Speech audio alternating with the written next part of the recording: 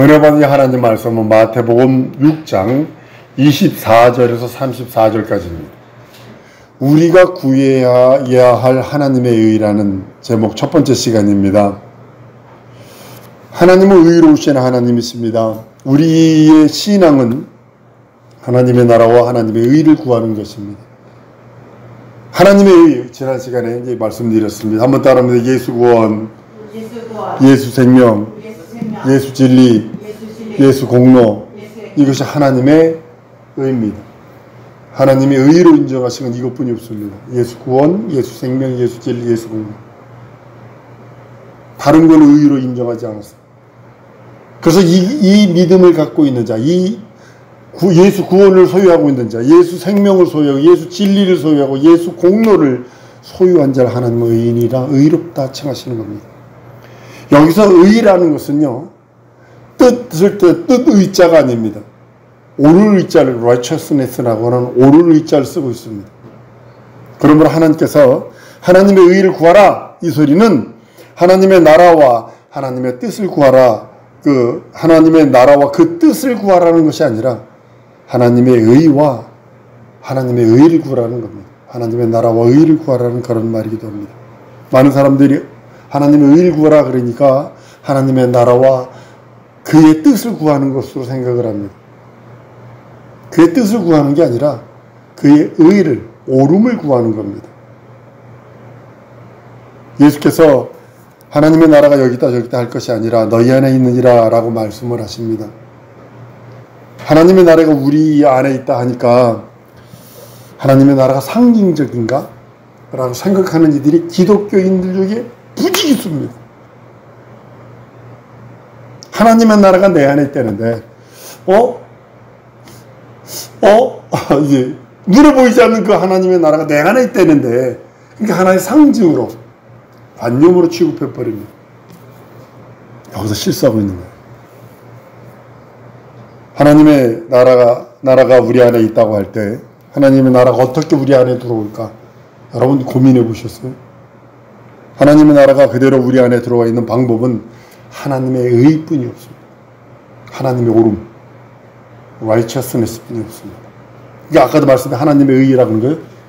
예수 구원, 예수 생명, 예수 진리, 예수 공로, 이것뿐이 없어요. 그것이 내 안에 들어와 있는 것이 하나님의 나라가 들어와 있다, 하나님의 의가 들어와 있다라고 인정하는 겁니다. 하나님의 의가 우리 안에 들어옴으로써 하나님의 나라가 우리 안에 들어온 것으로 말씀하고 있습니다. 하나님의 의, 예수 구원, 이건 아무나 받는 것이 아닙니다. 선물이기 때문에 받으면 내 것입니다. 예수 생명, 하나님의 생명, 이 세상은 전부 다 죽음으로 가득 차 있는데 예수께서 부활하심으로 하나님의 생명으로 영생을 하시는 분이시기에 그 생명이 내 안에 들어와 있고, 예수께서 하신 말씀은 예수 안에 이 땅에 내 안에 아버지가 계셔서 아버지가 하신 말씀이라 하신 그 진리의 말씀, 진리입니다. 그리고 예수께서 살찌고 피 흘리시는 그 공로가, 우리에게 베푸신 은혜가 하나님의 의입니다. 우리는 하나님 앞에서 무엇을 믿고 무엇을 신뢰하는지에 대해서 여러분 의무의 말씀을 드렸어요. 이 이상 할 것이 없어요. 이거 이상이 없어요. 한번 더 하면 오직 예수 이름만 믿고 의지한다. 다른 것이 없어요. 오직 예수 이름만 믿고 의지하고, 오직 예수 이름, 그 이름만 믿고 의지하고, 오직 예수 이름, 그 이름만 부르는 거예요. 예수님이 이 땅에서뿐만 아니라 하늘에 올라가셔서 지금도 계속 일하시는 그 모든 역사는 하나님의 의라고 말씀하고 있는 것입니다. 예수님이 이 땅에서 고난받고 부활승천해서 쉬시는 것이 아니라 여러분과 나의 집 짓고 있습니다. 성도들이 집을 짓고 있습니다.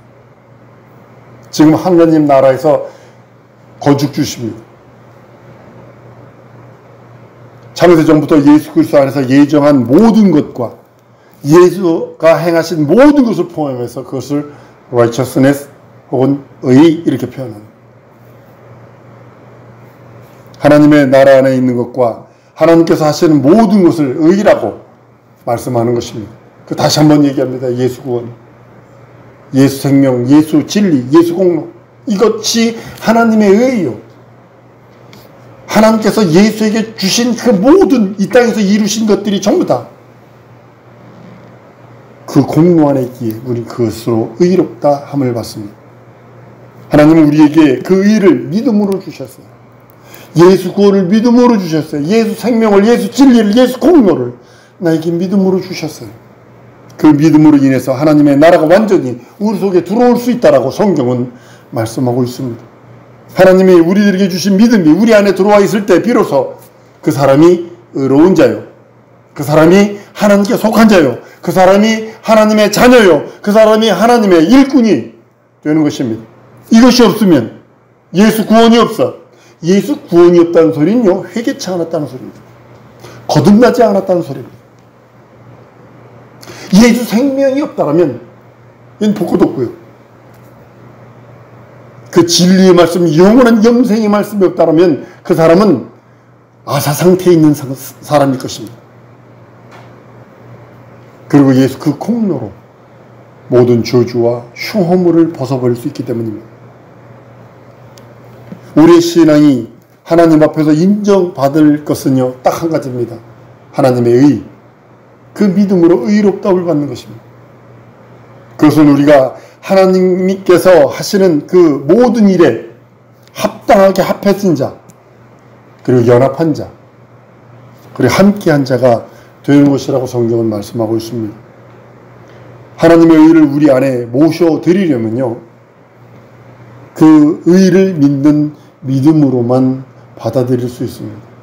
여러분이 예수를 믿는 믿음이 있다라면, 예수 구원을 믿는 믿음이 있다라면, 예수 생명을 소유한 자라면, 예수의 진리의 말씀에 순종하고 순목하는 자라면, 예수 공로가 내 공로가 되어서, 예수 공로가 나의 의가 되어서 그것을 믿음으로 받는 사람이 하나님의 의를 자기 안에 모셔드린 사람이라고 성경은 말씀합니다.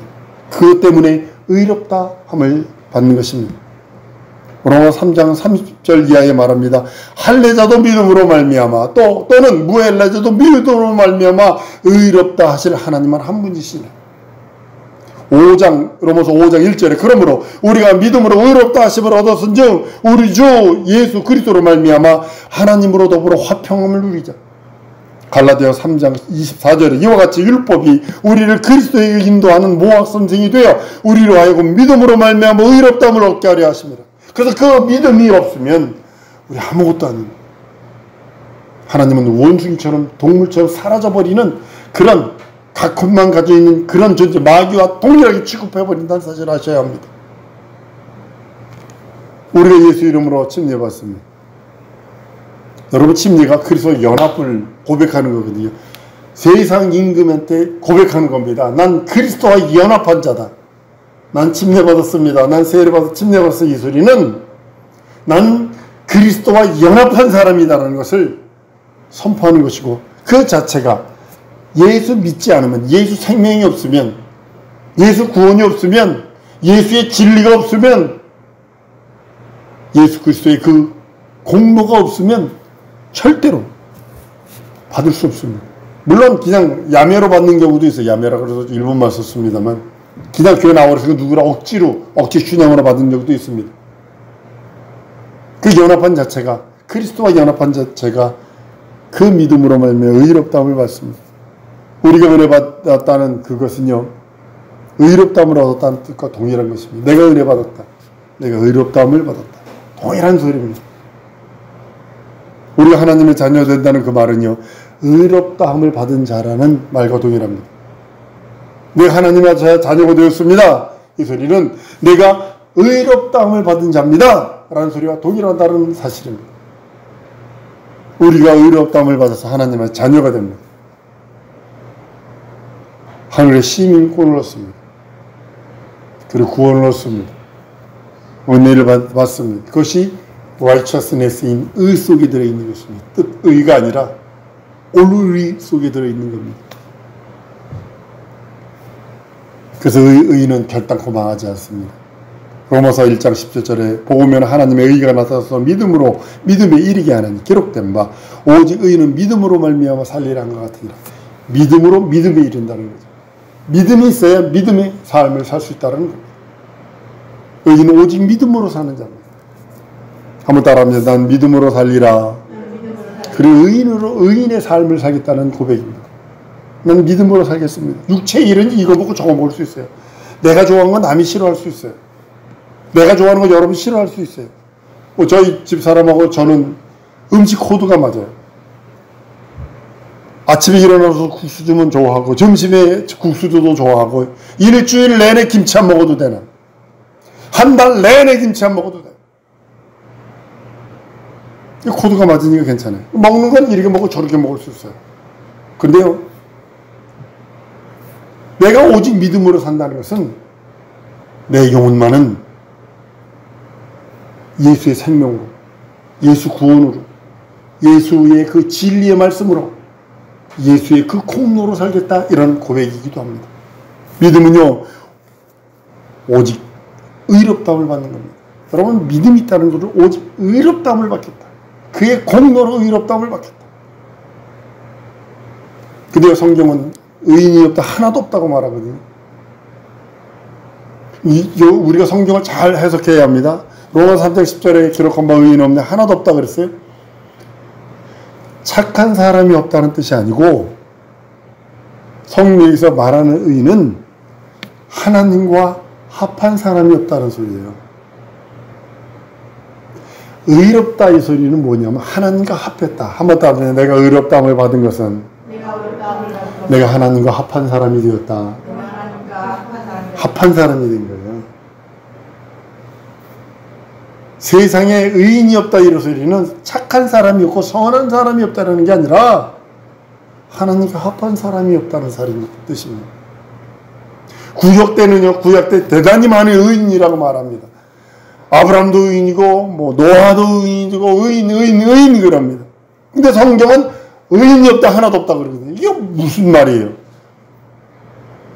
창세기 6장 9절에 보면 노아의 사정은 이러하니라. 노아는 의인이요 당대의 완전한 자라 그랬어요. 하나님과 동행까지 했대요. 로마서 4장 1절로 3절 보면요. 그러나 육신으로 우리 조상된 아브라함이 무엇을 얻었다 하리요. 만일 아브라함이 행위로서 의롭다 하심을 얻었으면 자랑할 것이 있으려니와 하나님 앞에서는 없느니라. 성경이 무엇을 말하느냐. 아브라함이 하나님을 믿음에 이것이 저에게 의로 여기신 바 되었다 그러잖아요. 구약에서 의라는 말이 참 의인이라는 말이 많아요. 근데 신약에 와서는 의인이 없다고 그러네. 의인이 없다고 말씀하신 그거는 구약에서의 의인이 좀 달라요. 구약에서 의인은 뭐냐면 의를 사모하는 사람 이런 뜻이에요. 의를 사모하는 사람.